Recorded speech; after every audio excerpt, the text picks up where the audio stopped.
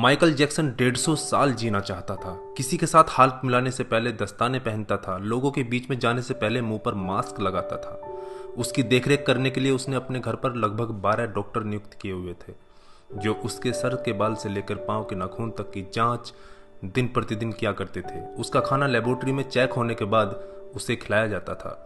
उसको व्यायाम कराने के लिए 15 लोगों को रखा हुआ था। माइकल जैक्सन अश्वेत था। उसने 1987 में प्लास्टिक सर्जरी करवाकर अपनी त्वचा को गोरा बनवा लिया था। अपने काले माँ बाप और काले दोस्तों को भी उसने छोड़ दिया। गोरा होने के बाद उसने गोरे माँ बाप को किराए पर लिया और अपने दोस्त भी गोरे बनाए। शादी भी गोरी औरतों के साथ की। नवंबर 15 को माइकल ने अपनी नर्स डेबी रो से विवाह किया, जिसने प्रिंस माइकल जैक्सन जूनियर और पेरिस माइकल कैथरीन को जन्म दिया।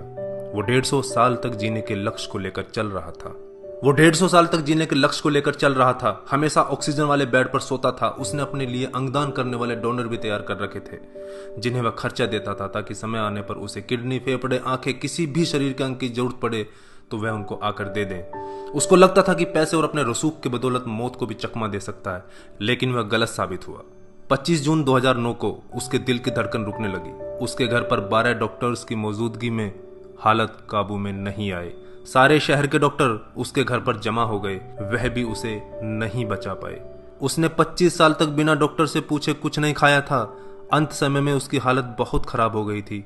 50 साल तक आते आते वह पतन के करीब पहुंच गया था और जून 25, 2009 को वह इस दुनिया से चला गया। जिसने अपने लिए 150 साल जीने के इंतजाम कर रखे थे, उसका इंतजाम धरा का धरा रह गया दोस्तों।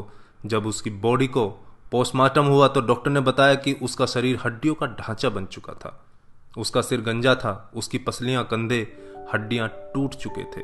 उसके शरीर पर अनगिनत सुई के निशान थे। प्लास्टिक सर्जरी के कारण होने वाले दर्द से छुटकारा पाने के लिए एंटीबायोटिक वाले दर्जनों इंजेक्शन उसे दिन में लेने पड़ते थे। माइकल जैक्सन की अंतिम यात्रा को लगभग 2.5 अरब लोगों ने लाइव देखा था।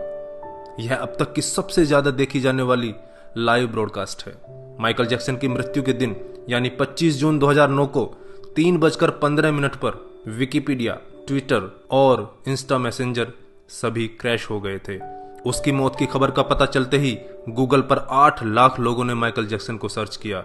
ज्यादा सर्च होने के कारण गूगल पर सबसे बड़ा ट्रैफिक जाम हुआ था और गूगल क्रैश हो गया था। 2.5 घंटे तक गूगल काम नहीं कर पाया था। मौत को चकमा देने की सोच रखने वाले हमेशा मौत से चकमा खा जाते हैं दोस्तों। कुल मिलाकर सार यही है कि बनावटी दुनिया के बनावटी लोग कुदरती मौत की बजाय बनावटी मौत ही मरते हैं। क्यों करते हो गुरूर अपने 4 दिन के ठाठ पर? मुट्ठी भी खाली रहेगी जब पहुंचोगे घाट पर। क्या हम builders, interior designers, caterers, decorators के लिए कमा रहे हैं दोस्तों? हम बड़े बड़े कीमती मकानों और बेहद खर्चीली शादियों से किसे इंप्रेस करना चाहते हैं? क्या आपको याद है कि 2 दिन पहले किसी की शादी में आपने क्या खाया था?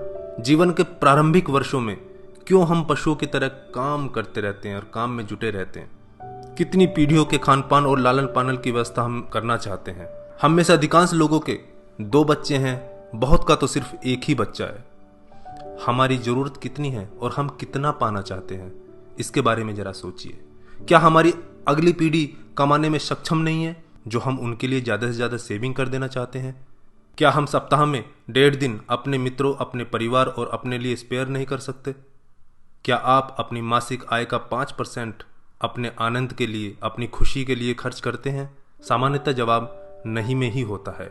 हम कमाने के साथ साथ आनंद भी क्यों नहीं प्राप्त कर सकते दोस्तों?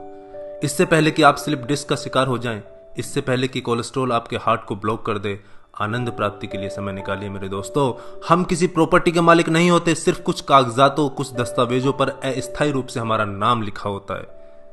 अगर भगवान ऊपर है तो वो हमें देखकर हंसता होगा। वो सोचता होगा कि हम कैसी कैसी बातें करते हैं जब हम कहते हैं कि मैं इस जमीन के टुकड़े का मालिक हूं। किसी के भी बारे में उसके शानदार कपड़े और बढ़िया कार देखकर राय कायम मत कीजिए। हमारे महान गणित और विज्ञान के शिक्षक स्कूटर पर ही आया जाया करते थे। धनवान होना गलत बात नहीं है, लेकिन सिर्फ धनवान होना गलत है। आइए जिंदगी को पकड़ें इससे पहले कि जिंदगी हमको पकड़ ले।